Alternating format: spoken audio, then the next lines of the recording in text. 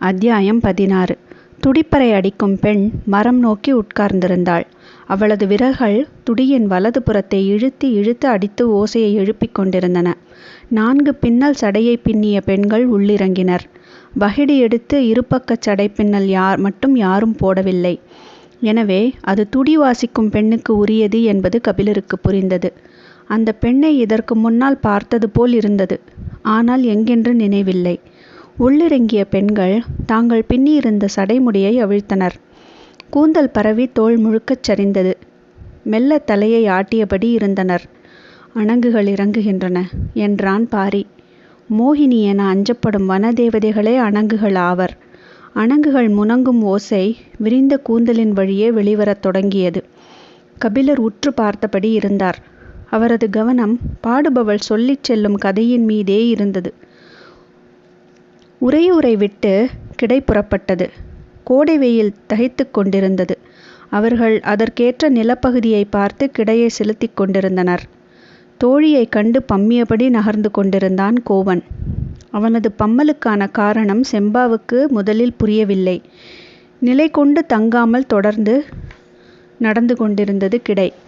கோவன் மறைந்து மறைந்து சரிந்து கொண்டு இருந்தான். ஒரு பிற்பகல் நேரத்தில் தோழி நாணல் கூடையில் வெண்சாந்து உருண்டையை தூக்கியபடி கிடையின் பின்புற ஓரத்தில் வந்து கொண்டிருந்தாள். பின்புறத்தின் இடது ஓரத்தில் நடந்து கொண்டிருந்தான் கோவன். அவனது தோளில் ஈன்ற குட்டி ஒன்று கிடந்தது. பின்னால் வரும் தாய்ப்பசு நாவால் நக்க அது துள்ளியபடி இருந்தது.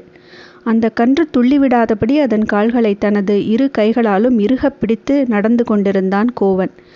அவனை கடந்து போன செம்பா தாய்ப்பசு கத்தும் ஓசையோடு சேர்த்து வலதுபுற இடுப்பில் 2 விரல் கொண்டு ஒரு நிமிடம் நிமிண்டினாள். பால் பீச்சும் விரல்கள் மூங்கில் நாரை விட வலு மிக்கவை. நிமிண்டிய விரல்களை எடுக்கும் முன்னர் துள்ளி வில்லை போல வளைந்தான் கோவன். அவனை தாண்டி குதித்தோடியது தோளில் கிடந்த குட்டி. அது வேறு திசையில் ஓடக்கூடாது என்பதற்காக பாய்ந்து விழுந்து பிடித்தான். விழுந்தவனின் அருகில் புன்முறுவலோடு மண்டியிட்டு உட்கார்ந்தாள் செம்பா. அவன் பிடியிலிருந்து குட்டியை விடுவித்தாள். அவளது பிடியிலிருந்து தன்னை விடுவித்து கொள்ள அவன் முயற்சி செய்யவில்லை. முயன்றாலும் அது நடக்காது என தெரியும். கிடைமாடுகள் அவனை சுற்றி விலகி நடந்தன. அவளின் கன்னத்தை வாளால் தட்டிவிட்டு போனது கிடாரி ஒன்று. பறவைகள் மொய்த்து கிடக்கும் நாணல் கூடையை தூக்கி வந்த தோழியின் கண்கள் கிடையை மேய்ந்தன. இருவரையும் காணவில்லை. குறுக்கும் நெடுக்குமாக பறவைகள் பறந்தபடி இருக்க அவளால் எந்த பகுதியையும் உற்று பார்க்க முடியவில்லை. இளங்கன்று வயிறு நிறைய பால் குடித்து முடித்தது. கோவன் மீண்டும் கன்றை தோளில் தூக்கியபடி எழுந்தான். உடன் எழுந்தபடி செம்பா சொன்னாள், அவள் இன்னொரு முறை வந்து கேட்டால் சொல், நீ இடைக்காவல் இருக்க முடியும், இதழுக்கு காவல் இருக்க முடியாது என்று. உரசி நகரும் கிடை வாழ்க்கை எந்நேரமும் காதலை பற்ற வைத்தபடியே இருந்தது.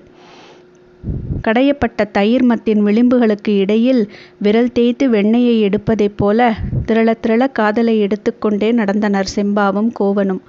அவர்கள் சற்றே கவனக்குறைவாக இருந்தாலும் தோழி அடிக்க வருவதாக நினைத்து புது மத்தை கையில் கொடுத்துவிட்டு போய்விடுவாள். அதற்குள் இன்னொரு பசு கன்றை ஈனும். துள்ள முடியாதபடி கோவன் கன்றையும் செம்பா அவனையும் பிடித்தபடி இருப்பார்கள். அவ்வப்போது விரல்கள் நிமிண்டி திரிகின. விலகும் கிடைக்கு இடையில் நிலம் தொட்டு காதல் துள்ளி எழுந்தது. அந்த கிடைக்கு பின்னால் வெகு தொலைவில் குதிரை வீரர்கள் சிலர் பல நாட்களாக வந்து கொண்டிருந்தனர். குலத்தலைவனின் உத்தரவு அது. செம்பாவை வாய் பிளந்து பார்த்தபடி கிள்ளி நின்று கொண்டிருந்த போது அவனது தந்தை இருட்டுக்குள் இருந்த கிடைமாடுகளைத்தான் வாய் பிளந்து பார்த்து கொண்டிருந்தான். மாடுகளின் கொம்புகளுக்கு இடையில் கயிறு முறுக்கி கட்டப்பட்டிருந்த நெற்றிப்பட்டத்தில் இளஞ்சிவப்பு, மஞ்சள், நீலம், பச்சை, கருஞ்சிவப்பு என 5 வண்ணங்களில் கற்கள் ஒளிவிட்டு கொண்டிருந்தன. அவனது கண்களையே அவனால் நம்ப முடியவில்லை. மாளிகைக்கு அழைத்து போய் மகனை கட்டி தழுவி முத்தமிட்டான் தந்தை. இருளிலும் சுடர்போல் ஒளிரும் என்று நீ சொன்னபோது பெண்ணை சொல்கிறாயோ என தவறாக எண்ணிவிட்டேன். எல்லாம் மணிக்கற்கள், யாருக்கும் கிடைக்காத மணிக்கற்கள். அவற்றை நாம் அடைய வேண்டும் எனச் சொல்லி கிடையை அறிந்து வர ஆள் அனுப்பினான். போய் வந்தவர்கள் சொன்னார்கள், அவர்களின் ஊர் இருக்கும் மலை முழுவதும் இந்த கல் கிடைக்கிறதாம். அதை வைத்துத்தான் மாட்டுக்கு பட்டம் கட்டியுள்ளனர். அவர்களின் மலை எங்கும் கிடைப்பது மணிக்கற்கள் என அந்த மூடர்களுக்கு தெரியவில்லை. நாம் இந்த 200 கற்களோடு ஏமாந்து விடக்கூடாது. இந்த கிடையை பின்தொடர்ந்தே போங்கள். அந்த ஊரை அடைந்ததும் செய்தி சொல்லுங்கள் எனச் சொல்லி அனுப்பினான். வீரர்கள் அவர்களின் பின்னால் வந்து கொண்டே இருந்தனர். ஒரு முன்மாலை பொழுதில் கிடை நகர்ந்து கொண்டிருந்த போது தோழி ஓசை எழுப்பி செம்பாவை அழைத்தாள். அருகில் இருக்கும் ஓடையில் நீர் அருந்தி வருகிறேன், அதுவரை நீ தூக்கி வா எனச் சொல்லி வெண்சாந்து உருண்டை இருந்த நாணல் கூடையை செம்பாவின் தலைக்கு மாற்றினாள். கூடை மாற்றுவதை மிக கவனமாக செய்ய வேண்டும். வெண்சாந்து உருண்டைகள் தோளில் சிந்திவிட்டால் அவற்றை கையால் தட்டும் முன் பறவையின் அலகு கொத்தி எடுத்துவிடும். காக்கை கொத்தினால் தோளில் சிறு கீறல் ஏற்படும். மைனாவின் அலகோ சிறு துளையிட்டு எடுக்கும். அதுவே மரங்கொத்தியாக இருந்தால் காயமாற 1 வாரம் ஆகும். பறவை கூட்டம் இப்போது செம்பாவின் தலையை சுற்றி இடம் மாறியது. பறவைகளின் இடைவிடாத கீச்சொலிக்கு இடையில் செம்பா கூப்பிட்டது கோவனுக்கு கேட்கவில்லை. முதுகிலே சுள்ளென கல் விழுந்த பிறகுதான் திரும்பி பார்த்தான். தோழியை சுற்றும் முற்றும் பார்த்தபடி செம்பாவின் அருகில் வந்தான் கோவன். அவள் கூடையை அவன் தலைக்கு மாற்றினாள். பறவைகள் தேனீக்கள் மொய்ப்பதைப் போல அவர்கள் இருவரையும் சுற்றி படபடத்தது. உடல் மேல் சிந்திய வெண்சாந்து உருண்டையை பறவைகள் கொத்தி எடுப்பதால்தான் அவன் இப்படி நெளிந்தும் வளைந்தும் பாடாய் படுகிறான் என பார்த்தவர்கள் நினைத்தனர். பசுக்களுக்கு இடையில் படர்ந்ததைப் போல பறவைகளுக்கு இடையிலும் சுழன்றது அந்த காதல். பசுக்கள் விலகி நடக்கவும் பறவைகள் கூடி பறக்கவும் இவர்களுக்காகவே கற்றுக்கொண்டது போல் இருந்தது. குருவியொன்று அவர்களின் இதழை கொத்திய பிறகுதான் செம்பா அவனை விட்டு விலகி நீரருந்தி வருவதாக கூறி ஓடையை நோக்கிச் சென்றாள். தோழி போன அதே ஓடை பாதையில் அவள் நடந்தபோது எதிரில் வந்து கொண்டிருந்தாள் தோழி. பறவையின் இறகு ஒன்று கண்ணில் விழுந்துவிட்டது, ஊதிவிடு எனச் சொல்லி தோழியிடம் முகத்தை நீட்டினாள் செம்பா. அவள் இடது கன்னத்தை பிடித்து கண்ணுக்குள் ஊதப்போகும்போதுதான் செம்பாவுக்கு நினைவு வந்தது, பதிந்து கிடக்கும் பல் தடத்தை அவள் பார்த்து விடுவாளோ என்று. சட்டென கன்னத்தை அவள் கையிலிருந்து விலக்கி, சரியாகிவிட்டது என்றாள் செம்பா. தோழியோ, இன்னும் ஊதவே இல்லையடி எனச் சொன்ன போதும் இல்லை இல்லை சரியாகிவிட்டது என கூறி விலக முயன்ற செம்பாவின் முகத்தை 2 கைகளாலும் அழுத்தி பிடித்து நிறுத்தினாள் தோழி. செம்பா அதிர்ச்சியோடு அவளை பார்த்தாள். திரும்பி பார்க்காதே, குதிரைகள் இன்னும் நம்மை பின்தொடர்ந்துதான் வந்து கொண்டிருக்கின்றன. தோழியின் சொல் செம்பாவை இடியென தாக்கியது. கலங்கியிருந்த கண்களை பார்த்த தோழி, தூசி இன்னும் இருக்கிறது என சொல்லியபடி இழுத்து மூச்சு வாங்கி ஊதிவிட்டாள். செம்பாவின் கண்ணீர் துளி காற்றில் பறந்தது. இரவு கிடை பெரியாம்பளைகளிடம் செய்தியை சொன்னார்கள். கிடையின் திசை வழியை மாற்றி ஊர் நோக்கி நடந்தார்கள். துள்ளி குதித்து கிடையெங்கும் பரவியபடி இருக்கும் செம்பாவின் சிரிப்பை அதன் பிறகு கோவன் பார்க்கவே இல்லை. 2 நாட்களுக்கு ஒருமுறை புதிதாக ஈனும் குட்டிகளை அவன் தோளில் சுமந்தபடி நடந்து கொண்டே இருந்தான். செம்பா அருகில் வரவே இல்லை. பெரியாம்பளைகள் ஏன் கிடையின் போக்கை மாற்றி ஊருக்கு போக முடிவெடுத்தார்கள் என்பதும் அவனுக்கு விளங்கவில்லை. சரி, ஊருக்கு வேகமாக போனால் செம்பாவுடனான தனது திருமணம் வேகமாக நடக்கும். அதனால் நாமும் வேகமாகவே நடப்போம் என முடிவெடுத்த கோவனின் கால்கள் கிடையின் முன்கால்களாக மண் மீது சென்றன. 2 மாதங்களுக்கு முன்னரே இந்த கிடை ஊர் திரும்பிவிட்டது. ஊரில் இருந்தது கிழவன்களும் கிழவிகளும் தான். மற்றவர்களெல்லாம் கிடை ஓடப் போயிருந்தனர். வழக்கம் போல முதுவேனில் காலம் முடியும் பொழுதுதான் வருவார்கள். ஊர் முழுவதும் இடையில் திரும்பிய கிடையை பற்றித்தான் பேச்சாக இருந்தது. கோவனுக்கு செய்தி இப்போதுதான் தெரிய வந்தது. பெரியாம்பளைகளோடு சண்டைக்கு போனான். அவசரப்பட்டு முடிவெடுத்து விட்டீர்கள். அவர்கள் இப்போது செம்பாவை தூக்க ஊருக்கு படை திரட்டி வந்தால் என்ன செய்வது? நமது கூட்டம் வந்து சேர 2 மாதங்கள் ஆகும் என்றான். பெரியவர் ஒருவர் சொன்னார், ஆளுக்கு ஒரு திசையில் போய் கிடைகளை வேகமாக வரச் சொல்வோமா? ஓடி திரும்பும் வலுவோடி இருப்பது 20 பேர்தான். அவர்களையும் அனுப்பிவிட்டு என்ன செய்வது? எல்லோருக்குள்ளும் பதற்றம் இருந்தது. ஆனால் குதிரைக்காரர்கள் யாரும் கண்ணில் படவில்லை. நாட்கள் கழிந்து கொண்டிருந்தன. வரும் 4ஆம் நாள் செம்பாவுக்கும் கோவனுக்கும் மனம் முடித்து விடுவோம் என யோசனை சொன்னார் ஒரு பெரியாம்பளை. முடிப்பது என்று முடிவான பிறகு 4ஆம் நாள் வரை ஏன் காத்திருக்க வேண்டும்? இன்று இரவே மனம் முடிப்போம் என்றாள் கிழவி. அச்சத்தை மகிழ்வோடு கடக்க முடிவு செய்தனர். மணவிழாவுக்கான ஏற்பாடுகளை தொடங்கினர். சாணம் கரைத்து தெருவெங்கும் மெழுகினர். கோவன் இளைஞர்களோடு செம்மலையின் குகைக்குள் அமர்ந்து பாதுகாப்புக்கான திட்டங்களை தீட்டிக் கொண்டிருந்தான். இப்போது இந்த 20 இளைஞர்களோடு 200 மாடுகளும் 13 கிடை நாய்களும் மட்டுமே இருந்தன. அவற்றை கொண்டு எதையும் சமாளிக்க முடியும் என அந்த 20 பேரும் நம்பினர். நான் அந்த ஊருக்குள் போகவில்லை. ஆனால் வளமான ஊர். படைபலம் சற்றே அதிகம் இருக்கும் என்று நினைக்கிறேன். அதற்கு ஏற்ப திட்டம் வேண்டும் என்றான் கோவன். செம்மலையின் மேற்கிலும் வடக்கிலும் அடர்ந்த காடு. அதற்குள் எந்த படையும் ஊடுருவி வர முடியாது. படைகள் வந்தால் கிழக்கிலும் தெற்கிலும் இருந்துதான் வர முடியும். வருவதை அறிய பல காத தொலைவுக்கு முன்னரே கிடைநாயோடு ஆட்கள் நிறுத்தப்பட்டார்கள். மலையெங்கும் கோவனை தேடி அலைந்த சிறுவன் உச்சி வெயிலில் பச்சை குகைக்குள் அவனை பார்த்தான். இன்னைக்கு இரவுல உனக்கும் செம்பாவுக்கும் திருமணமாம். பெரியாம்பளை சொல்லிட்டு வர சொன்னாரு என்றான் அவன். கோவனுக்கு ஆத்திரம் ஏறி வந்தது. எல்லாம் தப்பு தப்பா முடிவு செய்கிறான் அந்த கிழவன் என குதித்தான். மற்றவர்கள் அவனை சமாதானப்படுத்தினர். சிறுவனிடம் மாலையில் மணமேடைக்கு கோவன் வருவான் என சொல்லி அனுப்பினர். 200 மாடுகளில் கொள்ளிக்கொம்பு மாடுகள் 20 இருந்தன. வரிக்கொம்பு மாடுகள் 30 இருந்தன. நெற்றியில் 3 சுழியும் ஒன்றுடன் ஒன்று எதிர்த்திருக்கும் இடிமேலி மாடுகள் 26 இருந்தன. மற்றவை எல்லாம் சொல்லிக் கொள்ளும்படியான மாடுகள் இல்லை. ஆனாலும் கொம்பு உள்ள மாடுகள்தான். அவற்றை பயன்படுத்துவதற்கான திட்டத்தை வகுத்து கொண்டிருந்தான் கோவன். மலையை விட்டு ஊருக்குள் இறங்கி வந்த 3 இளைஞர்கள் கோவன் சொல்லி அனுப்பிய எரிசாற்று பச்சிலையை அரைத்து கொடுக்கச் சொல்லி கேட்டனர். அதை கேள்விப்பட்டு ஊரே நடுங்கியது. குலமே அழிந்தாலும் செய்யக்கூடாத செயல் இது. எங்களின் உயிரே போனாலும் நாங்கள் அதை அரைத்து கொடுக்க மாட்டோம் என்று எல்லா கிழவிகளும் சொல்லிவிட்டனர். வேறு வழியின்றி இளைஞர்கள் மலை திரும்ப முடிவெடுத்தனர். அப்போது குறுக்கிட்ட செம்பா 3 கலயங்களை நீட்டினாள். அவர்கள் கேட்டதை விட அதிகமானதாகவே அது இருந்தது. மகிழ்வுடன் மலை திரும்பினர். பொழுது இறங்கத் தொடங்கியது. ஊர் முழுவதும் சாணம் மெழுகி கோலம் போட்டு முடித்தனர். ஊரே கூடி கொண்டாட வேண்டிய திருமணம் இப்போது கையளவு ஆட்களை வைத்து நடத்த வேண்டியதாகிவிட்டதே என்று எல்லோருக்குள்ளும் கவலை படர்ந்திருந்தது. ஆனால் வாசலில் கோலம் மலர்ந்து விட்டால் கவலைகளெல்லாம் காற்றாக பறந்து போகும். நீராட்டுச் சடங்கு தொடங்க வேண்டிய நேரம் வந்துவிட்டது.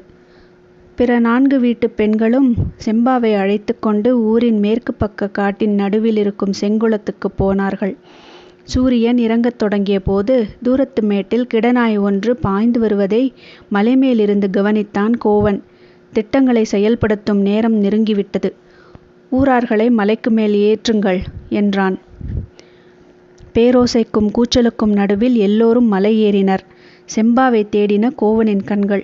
மணநீராட்டுக்காக செங்குளத்துக்கு அழைத்துச் செல்லப்பட்டிருப்பதாக சொன்னார்கள். இந்த ஏற்பாடுகளை செய்த கிழவனை வெட்டி கொள்ள வேண்டும் போல் இருந்தது அவனுக்கு. மின்னலென போய் திரும்புகிறேன் என சொல்லி மேற்கு திசை காட்டுக்குள் ஓடினான் கோவன். போகும்போது அவனுக்கு பிடிபட்டது கிழவன் செய்த செயல் ஒரு விதத்தில் நல்லதே. செம்பாவை 4 வீட்டு தோழிகளும் நீராட்டினர்.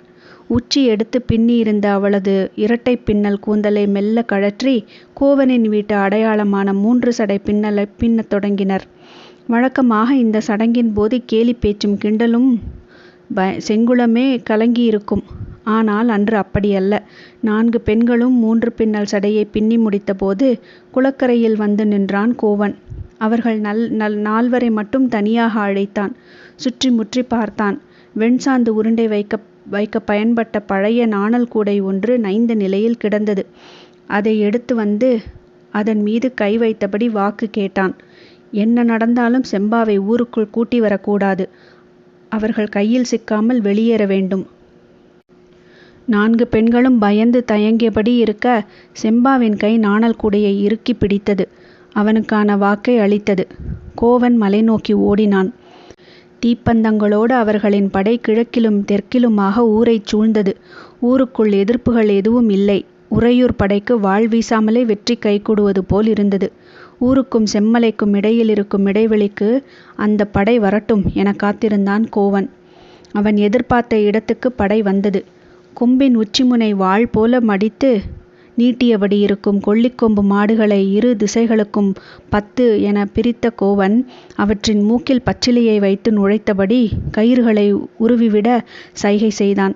உற்று பார்த்தால் தீ நிறத்தில் இருக்கும் அவற்றின் கண்கள் பச்சிலைச்சாறு மூக்கில் ஏறிய போது கண்ணில் பட்ட தீப்பந்தங்களை எல்லாம் குத்தி கிழித்து கொண்டு நுழைந்தன.